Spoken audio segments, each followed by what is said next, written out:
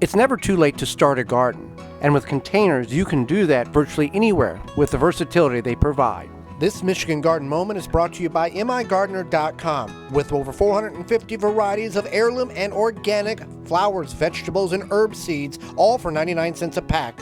Find out more at migardener.com. Several guidelines in which to follow when container gardening is: 1, to have a container of adequate size for the crop you're intending to grow, and to make sure that there are proper drainage holes in that container.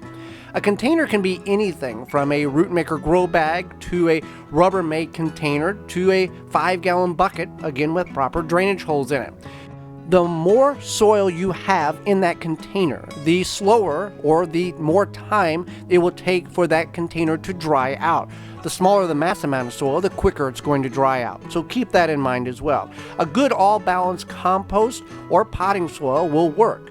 It would also be advised to find something that may contain a slow-release fertilizer, or you can add fertilizer at the time of planting and do both to help feed the crop.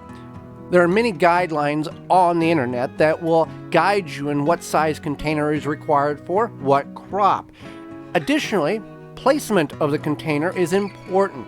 For if you're trying to grow greens, you do not need necessarily full sun, but tomatoes do require full sun, and some type of supporting mechanism, whether a stake, pole, cage, or trellis of some sort. Growing in containers is very versatile and gives you the flexibility that sometimes the ground does not provide you. So if you've not gardened yet this year, or you're wanting to expand, containers is the best option.